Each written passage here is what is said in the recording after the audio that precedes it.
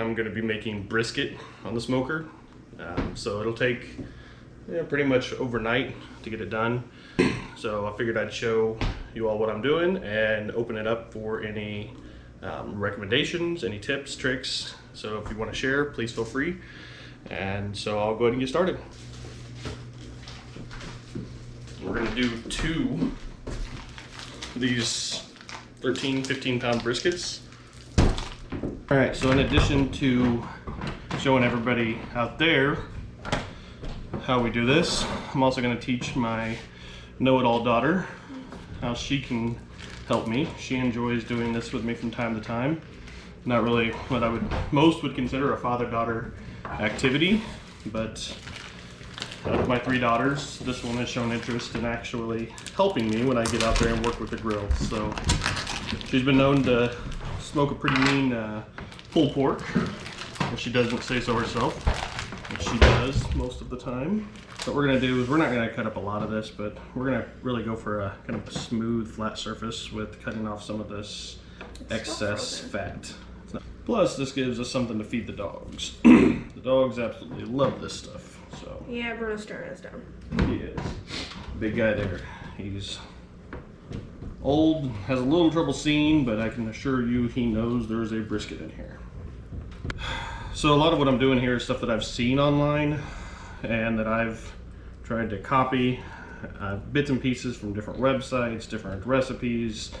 I give credit, but there's so many different ones that I've looked at, couldn't really tell you.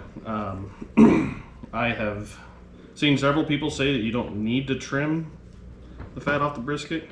I have seen others that have insisted on doing it. If you've been barbecuing long, you know there's a lot of very strong opinions, a lot of different opinions out there. So I've really found that I like this better when it's trimmed. Try what you want and stick with what you like, but this is what I like.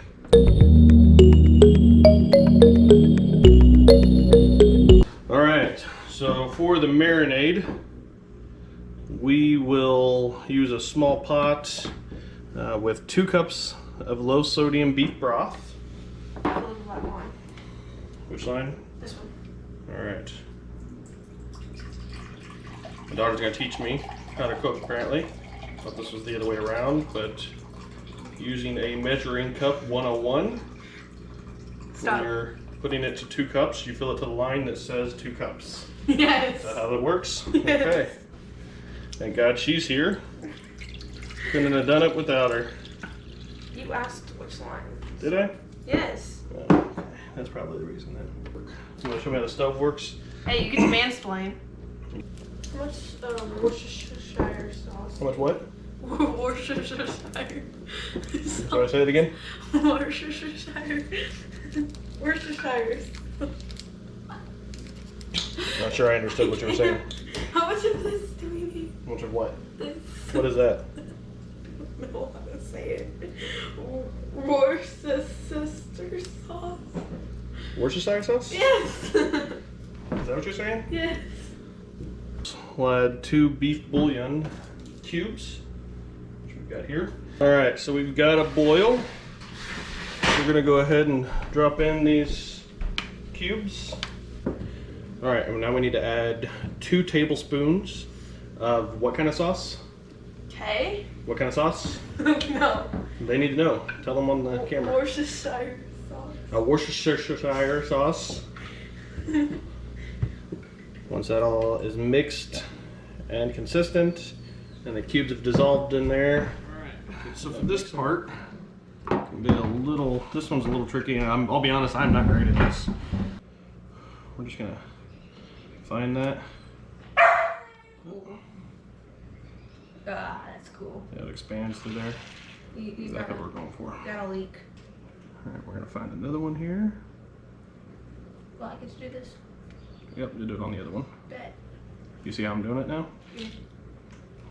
Terribly. We got these all injected, the rubs on them.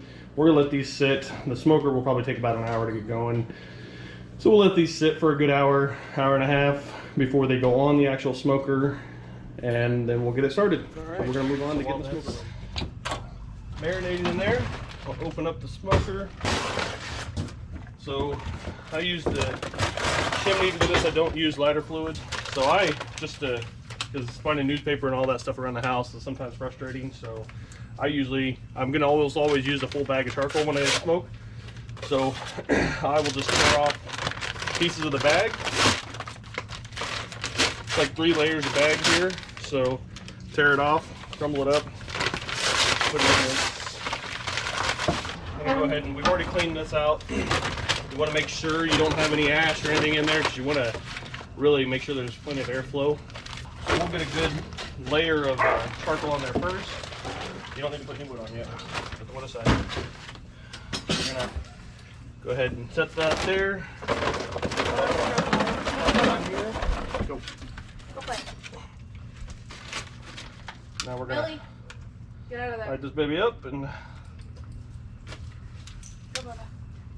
gotta get that charcoal good and hot. No, Billy. Billy, sorry, puppy. Go play. All right. Go. We'll let that smoke pretty heavily for a while. Go get it. While after doing that, we'll get some water in the pan on the smoker. I'm gonna go ahead and flip this baby over. Get it started. Try not to burn the shit out of my hand.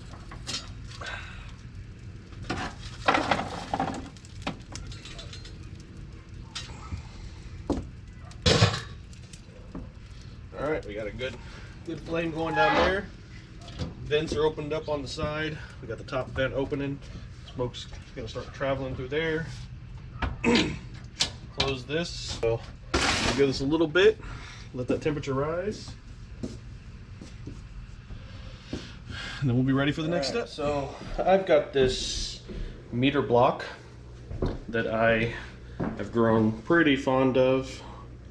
So I got this block. I can set this block in the window in here and it'll reach the smoker and it'll stay connected without any problems, and then I can just view it on my phone over Wi-Fi. So we'll use this. Pop a couple of these out now that's connected. Just do 1 and 2. I'm gonna bring these over, put them in the fatty part of this, the thick part. Get down in there. There's a line on here. You got to get past that line, otherwise you could damage the meter. Sync this up with my phone. So on this app, you can see that 1 and 2 are connected. 3 for some reason must not be charged completely because it's not connected, but there's 4 there. So I'm only going to use 1 and 2. I'm going to set up my cook. We're going to do this as beef, roast, brisket. We're going to get to 200.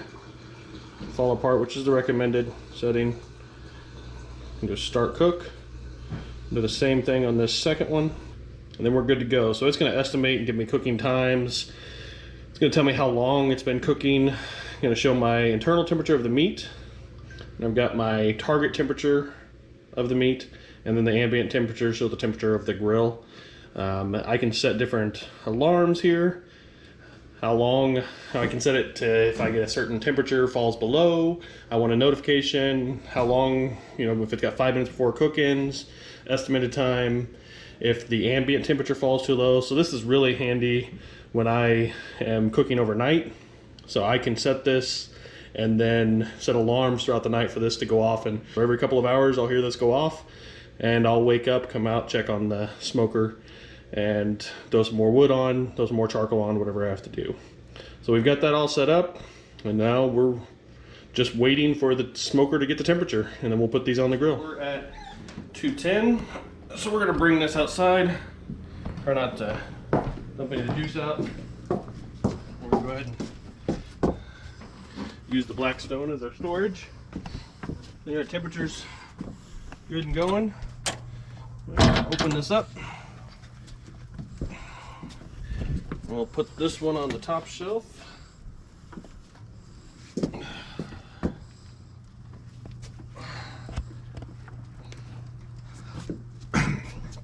then we'll go get this other one.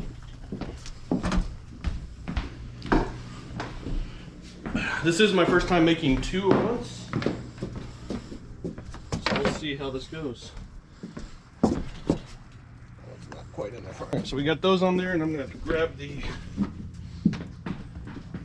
meat here for the dogs that this fatty stuff we cut off, just to be nice to the dogs. Set this over here pretty close to the fire. All right, so now that we've got those on there, let's close this up.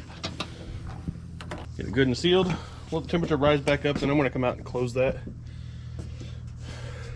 so that we can maintain a temperature. We're gonna try and maintain that temperature between 210, 225 overnight. It may drop down to 200 or so, but that's all right. So we'll let that get going. While that's doing that, we can go ahead and throw on some wood here. We've got the hickory wood, already thrown a couple of logs on. You look there, you see you got a good fire going.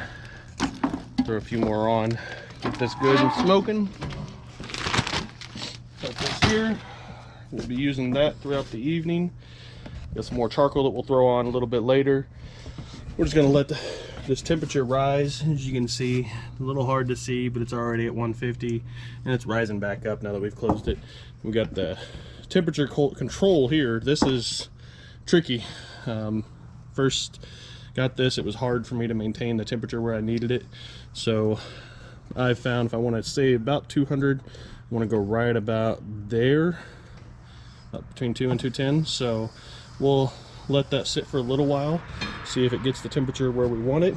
We will monitor it on the map.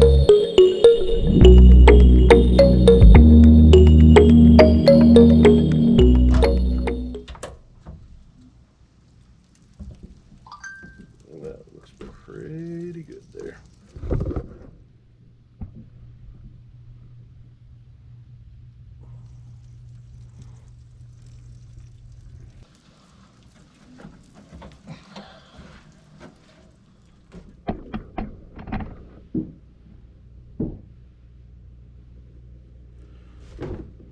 Double it up here.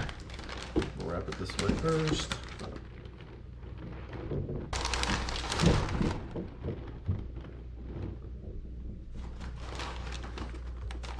Go back in, put the meter in there.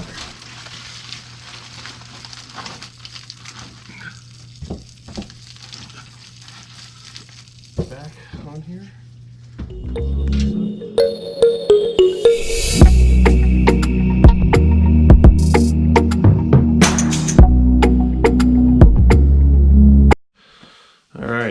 So it's about 8:30 in the morning. I had the smoker going all night. Had a little trouble with the temperature, but I was able to get it under control finally around 3 o'clock in the morning. I unfortunately at that point fell asleep and did not hear the alarm go off, so I overslept a little bit. Temperature dropped, but this morning I've been able to get it back under control. So looks like we're good. I've just rotated the briskets because the bottom one was cooking significantly faster than the top. So we've got them rotated now, and we should be good for another several hours for it to sit out there. So I'll be checking back in here in a bit. All right, so we've been smoking now been going for 18 hours. So we're looking like we're at about temperature. I'm gonna just double check this. Sometimes the thermometers, they're off just a little bit, so I'm going to use this one here. Open this up. Just going to poke through there.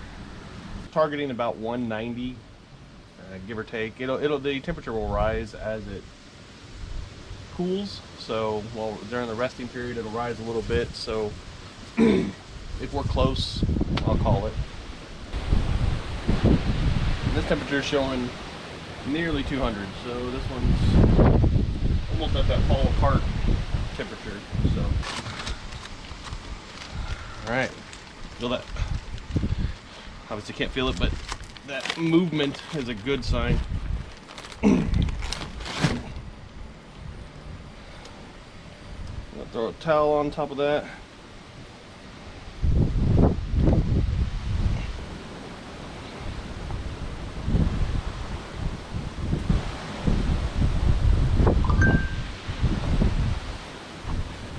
All right, now we'll sit those for several hours. All right, so we've been resting for about 3.5 hours.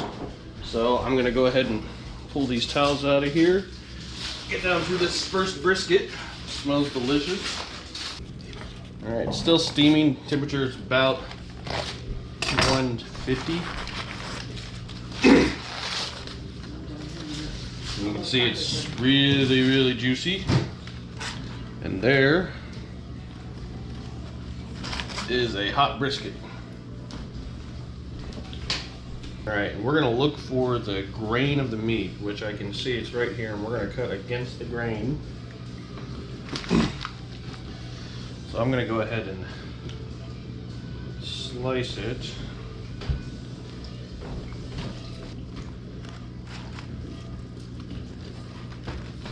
And that is just so juicy. You can see that juice pour out of it. We're gonna do brisket sandwiches on this, so it's okay if it falls apart a little bit. If it's a little thin, that's all right. All right.